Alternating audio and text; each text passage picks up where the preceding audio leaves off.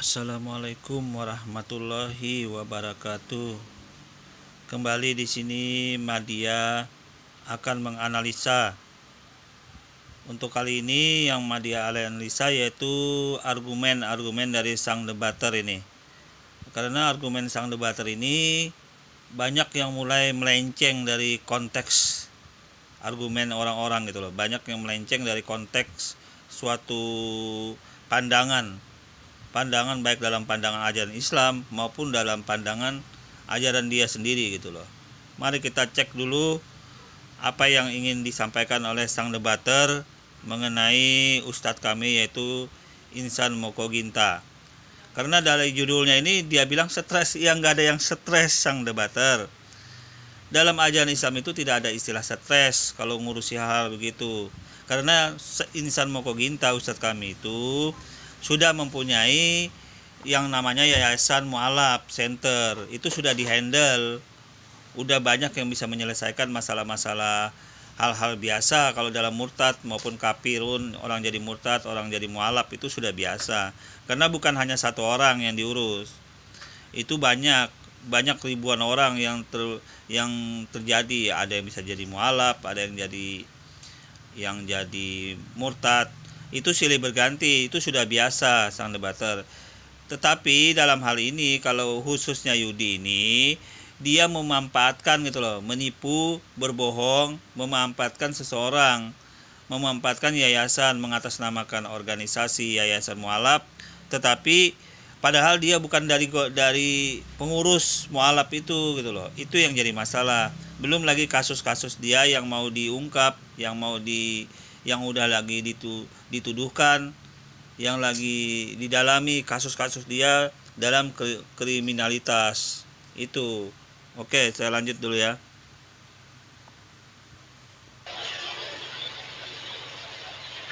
Salam sang debaters, berani bertanya, berani ditanya, jangan kerja kau hanya bertanya terus ya. Akhir-akhir ini sudah berapa hari ini saya lihat banyak ustadz-ustadz kristologi yang stres ya. Kenapa stres? Karena ulah Yadi Mulyana, ya kan? Bahkan Mokoginta saya lihat stres sekali. Dia dari pendeta jadi mualaf, dari mualaf jadi murtadin lagi. Itu yang buat dia stres. Dan bukan itu saja, ternyata banyak utang piutang dan segala macamnya ya.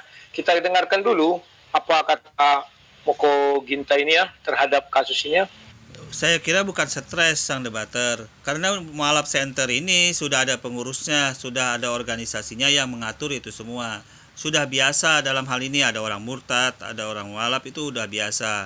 Akan tetapi untuk khususnya Yudi Mulyana ini, karena dia ini orangnya modus, tahu dah arti bisa bedakan modus enggak sang debater? Modus bisa berindikasi penipuan, berindikasi pelecehan, dan berindikasi musuh dalam selimut gitu loh. Orang yang mencoba disebut dalam Islam itu munafik namanya. Itu yang dikhawatirkan ya oleh Insan Mokoginta, bisa mempengaruhi orang-orang yang lain seolah-olah Islam tetapi ternyata dia bukan Islam karena dia modus munafik gitu loh. Mari kita dengar. Warahmatullahi wabarakatuh. Saya Pak Insan LS Mokoginta. Bersama ini saya ingin menanggapi kasus yang sangat menghebohkan dan viral, ya, di mana murtadnya seorang ustadz mantan pendeta yaitu saudara Yudi Mulyana. Saya mengenal Yudi Mulyana ini, dia betul seorang mu'alaf, mantan pendeta. Awalnya ketika itu saya berdakwah dari Kuningan sampai ke Cirebon, kalau tidak salah waktu itu tahun 2008 atau 2009 kurang lebih. Yudi Mulyana ini dulunya dia seorang pendeta yang ditugaskan di Cirebon dan berkantor di kantor Departemen Agama Cirebon. Kemudian beliau tinggalkan Kristen dan kependetaannya bersyahadat masuk Islam lebih kurang 11 tahun yang lalu. Adapun motivasi beliau masuk Islam itu kelihatannya tidak jelas. Nah, perhatikan. Dia mengatakan motivasi Yadi Mulyana itu masuk Islam tidak jelas. Jadi selama 11 tahun tidak jelas katanya. Aneh kan? Ngerti kalau maksud saya? Orang ini... Oke, saya jawab dulu. Ketidakjelasan maksud dari Insan Moko Ginta ini yaitu bahwa Yudi Mulyana ini dia munafik, sang debater, munafik. Terbukti dari tindakan-tindakan dia masuk Islam itu ternyata materi, berhutang ke sana kemari, yaitu meminjam uang, menipu-nipu, mengatasnamakan Yayasan Mualaf Center Indonesia. Nah itu kemudian pindah-pindah agama, masuk Islam, masuk Kristen, pindah mualaf, murtad, itu suatu perbuatan yang tidak jelas namanya sang debater. Betul, Insan Moko Ginta itu betul, karena memang kelakuannya ini, dan terbukti juga dari argumen Pak Ibu Umi Irina bahwa dia ada pelecehan-pelecehan oleh asisten anak orang dari Umi Irina, adanya terjadi pelecehan-pelecehan seksual, pemerkosaan segala macam. Nah itu lagi didalami juga tindak lanjut dari Yudi ini. Jadi ya benar, tidak ada masalah. Materi tujuannya, materi kepuasan nafsu dunia. Makanya dia pindah-pindah agama. Itu kan dari pendeta. Nah, pendeta ini kan orangnya Anda tahu sendiri karakternya bagaimana. Dia bisa melakukan segala cara untuk menuju tujuannya. Ternyata terbukti Yudi ini lompat-lompat, mualaf, akhirnya membuat gaduh yayasan-yayasan dalam Islam itu sendiri. Nah ini lagi ditindaklanjutin kalau memang bisa di jalur ke hukum, karena dia lagi mengatasnamakan organisasi Mualaf Center padahal dia bukan pengurus. Ditipu sana tipu sini dengan berhutang-hutang. Nah dengan memanfaatkan janda segala macam itu akhirnya kan terjadi membuat orang murtad. Ajaran dalam Islam itu berapa orang korbannya. Ini kan terjadi akhirnya. Nah ini yang perlu mau diluruskan sang debater agar Anda tahu gitu loh. Jelas itu hanya sebulan 2 bulan. Kalau sudah berpuluh-puluh tahun itu jelas. Ya, dia bilang tidak jelas.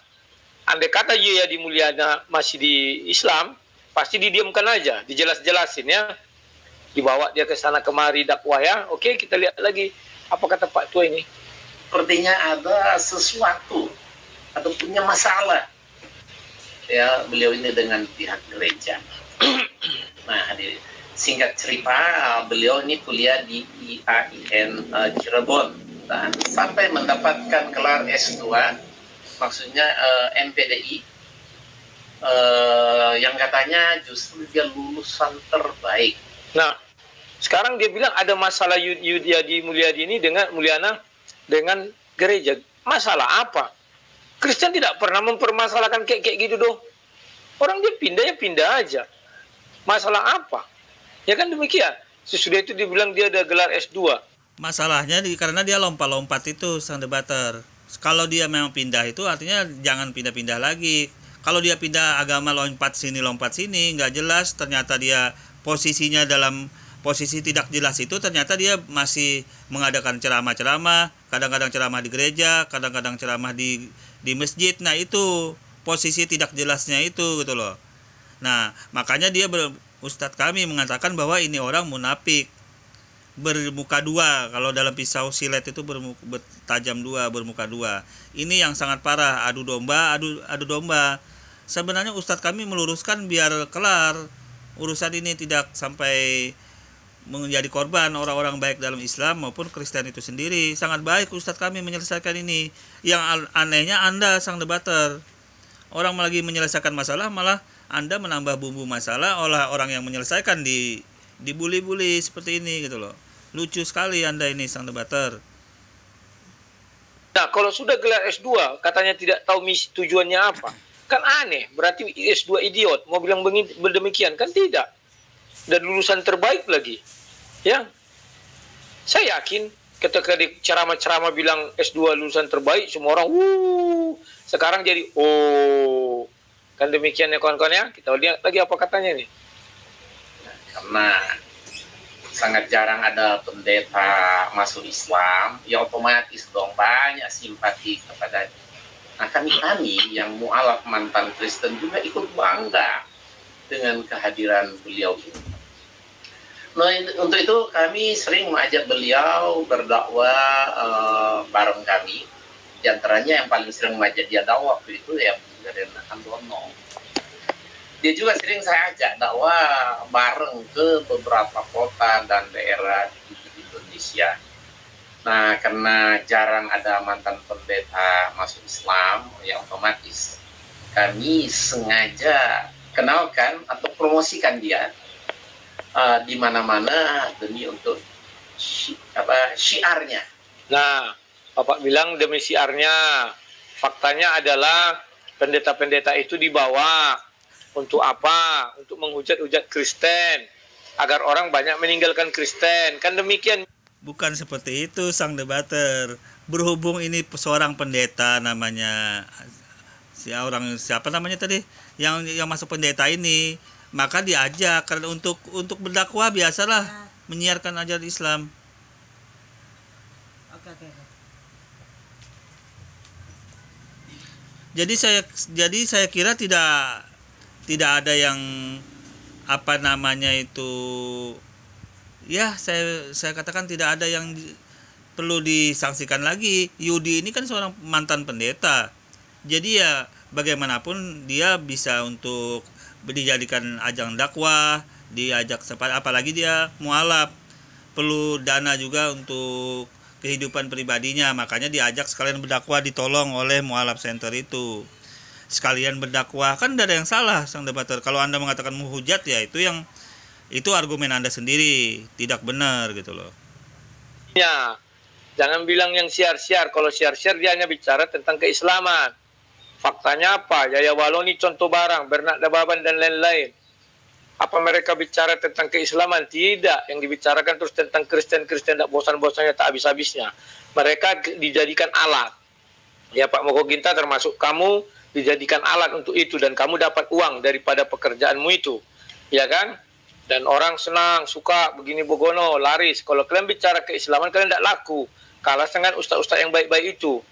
Ya, Moko Ginta ya, kristologi. Tapi kalau kalian bicara kebaikan Islam, lebih baik orang mendengarkan kiai sepuh, ustadz-ustadz yang dari kecilnya sudah Islam juga dan yang sopan-sopan. Oke, ini banyak sekarang ini ngeles-ngelesnya nih Islam ini. Nah, bahkan terakhir tanggal 1 Maret 2014 saya ajak dia ikut berdebat dengan pihak pendeta di gedung auditorium Sinar Kasih Cawang, Jakarta Timur. Nah, begitu namanya sudah dikenal, dia mantan pendeta, banyak yang undang beliau ceramah, sekalian tentu menceritakan ya kisah kenapa dia masuk Islam. Ya, karena itulah hal yang paling laku untuk dijual, ya kan?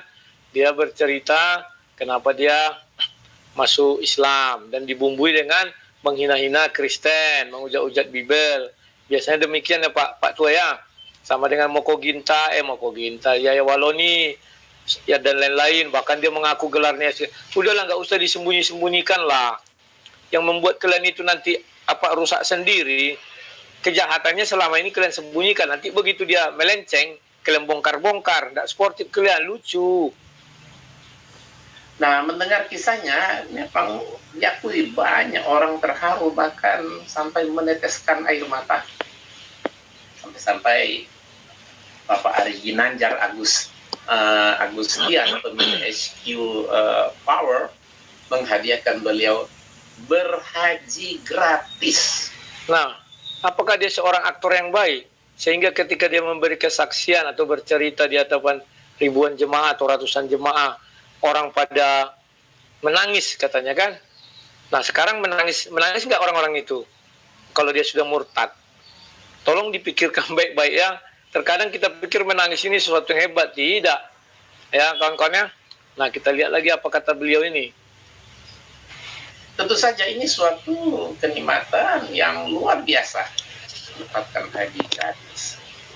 Nah, karena saat itu dia berstatus duda, Maka saya kenalkan dia dengan seorang janda.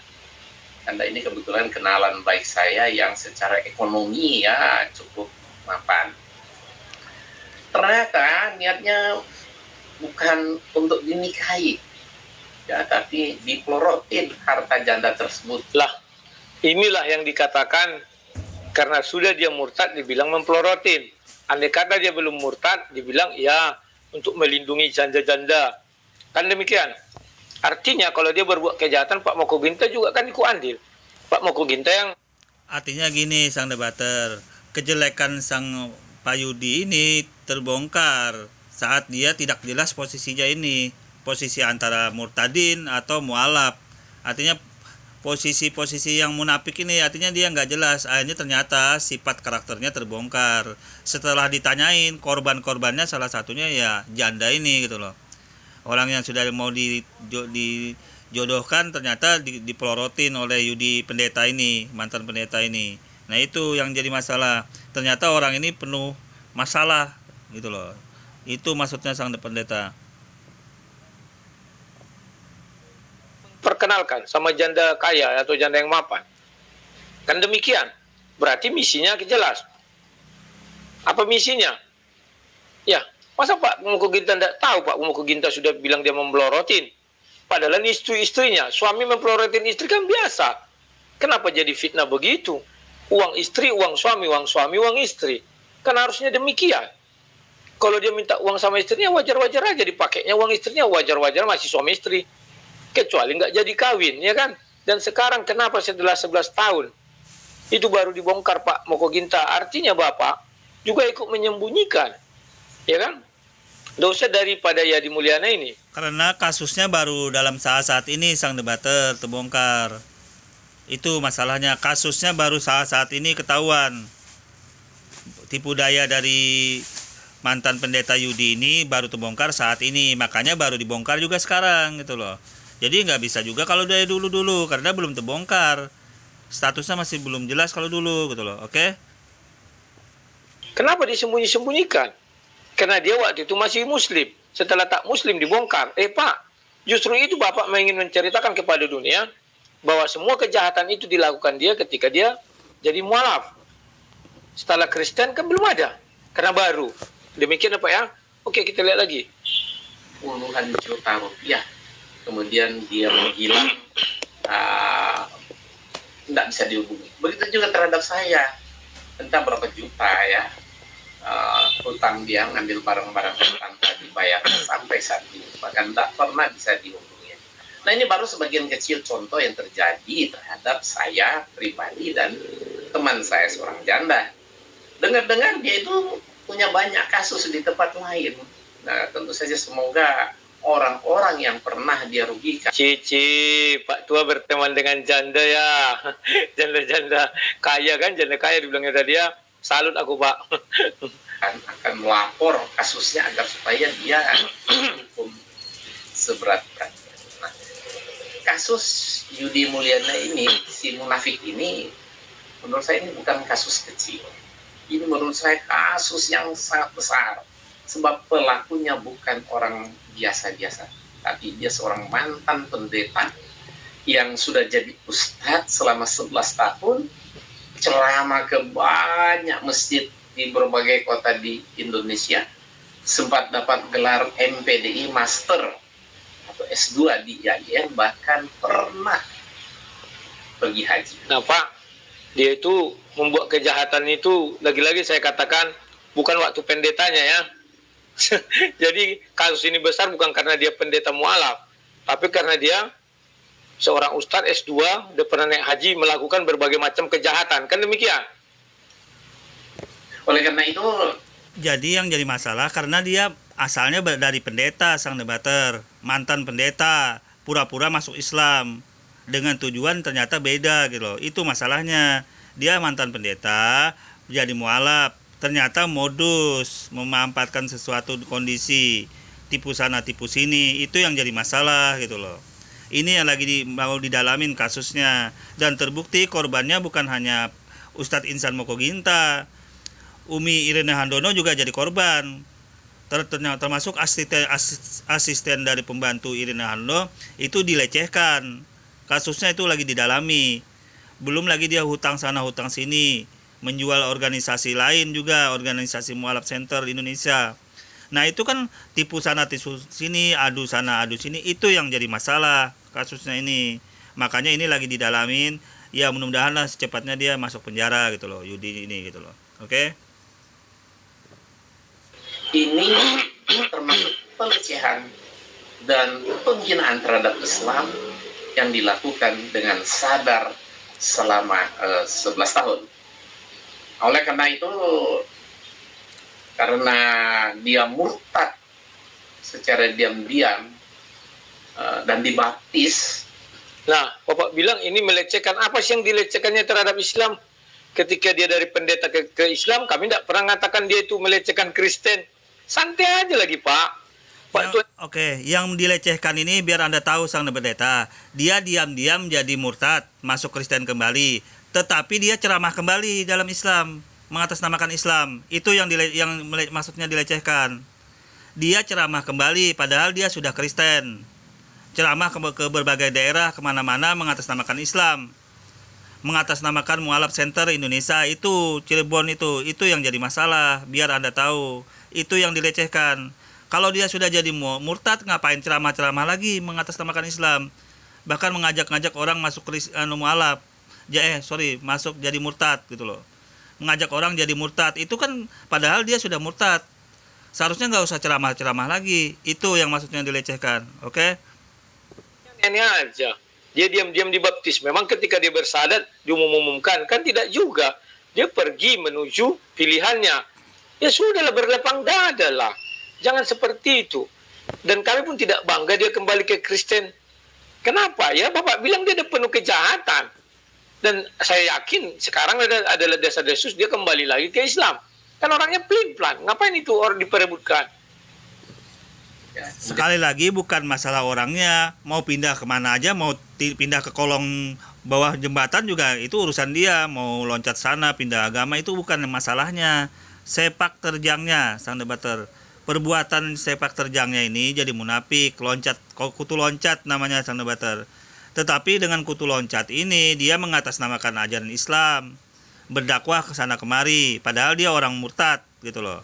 Nah, kemudian di dalam Kristen juga dia mengatasnamakan Kristen, berdakwah ke sana kemari, akhirnya dia memasukkan orang ke Islam. Nah, itu perbuatan munafik namanya, itu yang lagi diurusin, yang lagi diselesain masalahnya. Kalau cuma murtad biasa bukan ada masalah. Mualaf murtad itu sudah biasa Sang Debater. Perbuatannya ini gitu loh. Biar Anda tahu Sang Debater ya otaknya ya.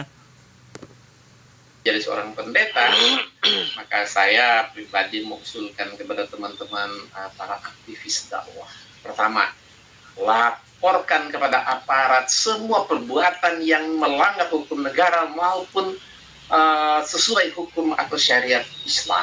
Kedua, anulir ijazah S2 MPDI di IAIN Cirebon. Wah, ini ngeri Bapak ini. Apa bisa ya gelar itu dianulir? Saya heran.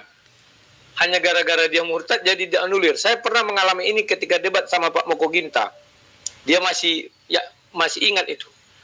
Nah, berdiri ketua MUI Pekanbaru dibilang supaya dicabut gelar saya, dikiranya saya STH, rupanya ST. Ya. Ada itu videonya dulu pernah saya upload. Kalau saya nilai bisa Sang Debater, karena orang ini menipu duluan gitu loh, berbohong duluan, jadi munafik karena dia murtad duluan, tapi masih berceramah, masih kuliah gitu loh. Itu yang jadi masalah. Dia sudah murtad duluan, diam-diam masuk Kristen, tetapi perbuatannya masih menjalankan ajaran Islam itu dengan berdakwah, dengan kuliah S2. Ternyata dia orang murtad. Itu yang jadi masalah, itu bisa dibatalin S2-nya. Karena dia berpijak dengan dua kaki. Di satu sisi dia orang murtad, masuk ajaran Kristen, di sisi lain dia berbuat seolah-olah orang Islam, berdakwah ke sana kemari. Bisa dilakukan, bukan berarti tidak, bisa terjadi karena penipuan kasusnya gitu loh. Orangnya aja menganulir, karena saya dari sarjana tekniknya kan dari Universitas Ahmad Dahlan. Jadi menurut mereka sudah mempermalukan depan tak ada urusan. Ya kan? Saya kan hanya berdiskusi, diundang resmi. Ya, aneh Pak apa ini Pak Moko Ginta ini yang semua orang mau dihasutnya. Ya kan? Supaya menganulir gelar pun dia nulir. Waktu itu orang ini bangga kali dia bergelar S2, sekarang minta dia nulir.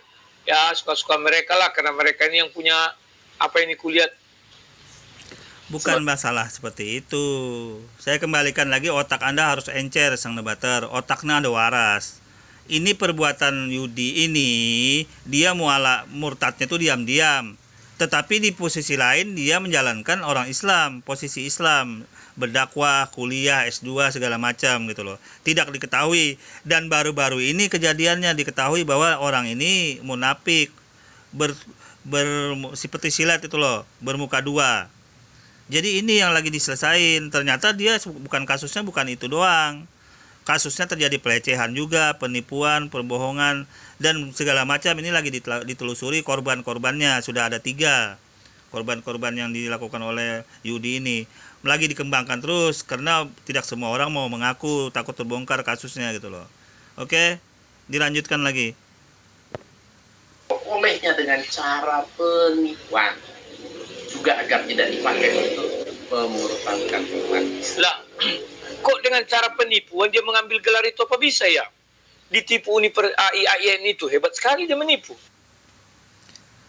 Saya kira bisa, Sang Debater, bisa menipu. Kalau dia sudah murtad duluan, ketahuan baru diam-diam, ternyata baru ketahuan sekarang, sedangkan dia murtad 2 tahun 3 tahun yang lalu, kan bisa kejadian begitu. Apa namanya nggak menipu? Dia kuliah di suatu ajaran Islam, ternyata dia orang Kristen, dan tidak diumumkan dia ternyata sudah murtad. Nah, itu masalahnya. Bisa terjadi murtad. Apa gunanya dia belajar Islam kalau dia seorang murtad? Apa gelar gunanya gelar? Nah, itu yang lagi yang bisa disebut penipuan. Wajar sekali disebut penipuan, Sang Debater. Karena dia menipunya karena dia diam-diam murtadnya. Dan orang tidak tahu, tiba-tiba dia ceramah ke sana kemari, ternyata yang ceramahnya orang kafir. Orang sudah murtad dalam ajaran Islam. Itu yang terjadi. Kenapa dari kemarin tidak dilaporkan? Ini sudah serius loh. Sebuah lembaga perguruan tinggi bisa ditipu oleh Yadi Mulyana. Gimana sih Bapak ini? Apa yang ditipu? Karena dari kemarin orang tidak tahu.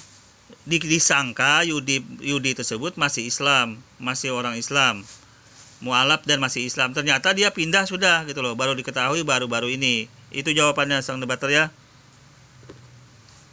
Tidak buat tesis atau bagaimana?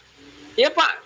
Jadi kalau dia selama ini menjadi Muslim tidak dibongkar itu, berarti kalian ikut ambil bagian menyembunyikan kejahatan. Ketiga, buka penerimaan laporan terbuka bagi siapa saja yang pernah dirugikan oleh beliau, baik moral maupun material. Keempat, jangan mau percaya begitu saja apapun alasannya. Kelima, usut. Ya, bila ada bukti-bukti dia menjelek-jelekkan Islam di gereja. Nah, sekarang itu Bapak bilang tadi dia menjelekkan Kristen juga di masjid. Bagaimana sih Pak? Ketika dia menjelekkan Kristen, Bapak kok nggak reaktif? Reaktif dong. Kita ini Indonesia, NKRI. Tidak boleh saling menjelekkan, ya kan? Kenapa sekarang Bapak kebakaran jenggot, menjelekkan Islam katanya? Memang saya sudah tonton videonya, dibilangnya 11 tahun saya tersesat katanya. Itu diambil dia dari 1 Timotius 4 ayat 1, Pak. Halo, sekali lagi Sang Debater, bukan masalah ajaran baik Kristen maupun Islam yang dibahas di sini. Yang jadi masalah sini tindak tanduk kelanjutan mantan pendeta Yudi ini gitu loh. Itu yang perlu Anda sadari dulu, dalam Islam ini lagi meluruskan sifat kemunafikan mantan pendeta Yudi ini. Karena orang munafik ini berjalan di 2 kaki. Kan dia diam-diam menjadi murtad itu. Orang nggak ada yang tahu. Ternyata dia diam-diam masih berceramah juga, berdakwah juga ke ajaran Islam, kemana-mana, ke masjid-masjid. Padahal dia orang murtad gitu loh. Nah, ini yang mau diluruskan, dan korbannya bukan hanya 1 yang jadi korban. 3 sudah ini yang menerima laporan atas perbuatan dari Yudi ini gitu loh. korban-korbannya. Seandainya dia murtad tapi diumumkan, jadi akhirnya dia sudah tidak ada masalah. Artinya sudah jelas, tidak berdakwah ke sana kemari. Yang jadi masalah kan dia orang murtad, tapi ceramah masih di masjid-masjid bertahun-tahun. Jadi itu masalah, sang debater, biar Anda tahu masalah. Itu yang jadi masalah. Berarti ini musuh dalam selimut. Seolah-olah Islam, ternyata dia tidak Islam. Itu yang parah. Belum lagi penipuannya, penganiayaannya, pencabulannya, pelecehannya. Dan korbannya sekarang sudah lapor 3 orang ini, lagi diusut. Nah, belum lagi dia hutang ke sana kemari. Itu parah banget gitu loh, Yudi. Itu yang mau diselesaikan masalahnya. Permasalahan dia murtad maupun dia mualaf itu bukan masalah. Silahkan orang murtad, tidak ada masalah. Perbuatannya ini loh, yang menipu-menipu ini, mantan pendeta yang menipu-nipu ini, yang diselesain gitu loh, masalahnya gitu loh. Bukan ibaratnya dia mengatakan gitu, kan dia sudah Kristen waktu itu. Tentu dia bicara sesuai kitab suci. Ya Pak ya, jangan reaktif gitulah. Santai. Gereja dia jelekkan Islam, kalau di masjid dia jelek-jelekkan Kristen. Tentu ini orangnya bungot, sangat tidak dapat dipercaya. Benar-benar munafik bulen. Ya, demikianlah apa yang bisa saya sampaikan demi untuk tegaknya kebenaran Islam yang kita cintai agar tidak dicemarkan, dilecehkan, dihina oleh orang-orang munafik seperti Yudi Mulyana. Nah, yang membuat itu begitu terjadi apa, Pak? Karena kalian begitu bangga sama dia. Sekarang sudah membelot dia, kalian kecewa. Kenapa selama 11 tahun dosa-dosanya tidak diungkap? Malah kalian biarkan hidup di lingkungan kalian. Harusnya usir saja dia. Kau udah berbuat dosa. Kau tidak layak jadi ustadz. Kau tidak layak jadi ini. Oke, saya jawab. Karena kasusnya ini sang debater baru ketahuan sekarang. Jadi murtadnya sang pendeta, mantan pendeta Yudi ini kasusnya baru terbongkar sekarang. Makanya baru sekarang baru diketahui gitu loh. Itu dulu yang perlu Anda ketahui. Nah, kemudian tindak lanjutnya, perbuatan Yudi ini ternyata bukan hanya murtad, tetapi berbohong. Jadi munafik karena dia mengaku di sini murtad, di sana baik, mengaku di sini mualaf, di sana baik. Nah, jadi bolak-balik gitu loh. Dan anehnya lagi dia masih berceramah keliling pada saat dia murtadnya ini penipuan. Dan ujung-ujungnya ada korban, sudah 3 orang ini, korban macam-macam kasusnya. Itu yang perlu Anda ketahui. Bukan masalah, sekali lagi bukan masalah dia mau murtad mau mualaf, itu silahkan, itu hak pribadi masing-masing.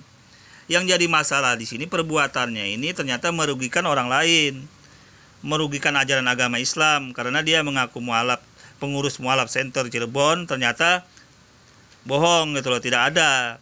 Mengaku Islam, ceramah ke sana kemari, ternyata dia murtad. Ini yang jadi masalah. Biar Anda tahu perbuatan mantan pendeta ini, mantan pendeta Yudi ini ternyata berbohong. Munafik kalau dalam Islam itu namanya berjalan 2 kaki. Di sana sini saling dirangkul, ternyata dia agamanya nggak jelas karena dia murtad gitu loh. Dan baru terbongkar sekarang. Oke, saya kira cukup jelas ya ini ya. Ada sang debater juga, orang-orang yang mendengar ini jangan mudah terhasut oleh omongan ini manusia apa nih yang suka bilang unyu-unyu nih. Sang debater, oke? Kurang lebihnya saya mohon maaf. Assalamualaikum warahmatullahi wabarakatuh.